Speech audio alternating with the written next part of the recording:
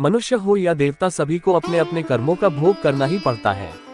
भले ही आप कार्य चोरी छिपे करें या सबके सामने। ईश्वर की नजरों से कोई नहीं बचता, सभी को सही गलत का फैसला करके ही कर्म करना चाहिए।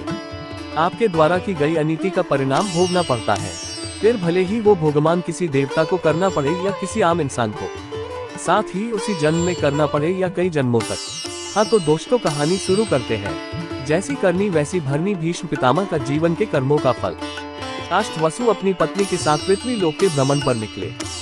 सभी धामों के दर्शन के बाद अष्टवसु अपनी पत्नी साथ वशिष्ठ ऋषि के आश्रम पहुंचे, जहां उन्होंने आश्रम की प्रत्येक वस्तु को देखा, जिनमें यज्ञशाला, पाठशाला आदि। वही एक गौशाला भी थी जिसमें नंदिनी गाय थी, जो कि अष्टवसु की पत्नी को भा गई थी और वे उसे अपने साथ स्वर्गलोक ले जाने की हठ करने लगी।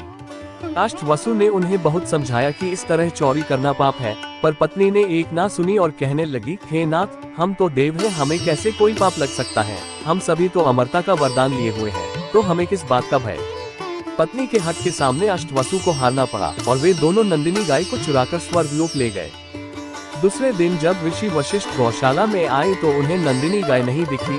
उन्होंने आसपास देखा, पर कुछ पता न लगने पर उन्होंने दिव्य दृष्टि से पूरे घटनाक्रम को देखा, जिससे वो क्रोधित हो उठे, जिसके फल स्वरूप उन्होंने 8 वसुओं को शाप दे दिया कि उन्हें देव होने का अभिमान है, जिसके चलते वे अधर्म पर भी अपना हक समझते हैं। उन सभी को धरती लोक पर जन्म लेकर यहाँ के कष्टों को भोगना होगा। इससे 8 वसु भयभीत हो गए और उन्होंने भगवान से प्रार्थना की, जिसके फलस्वरूप अन्य 7 वसुओं को मुक्ति मिली।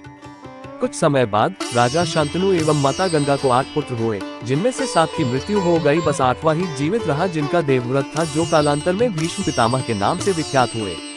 यही थे वे अष्टवसु जिन्होंने अपनी भूल का भोगमान कई वर्षों तक मानसिक एवं शारीरिक यातनाओं के तौर पर भोगना पड़ा।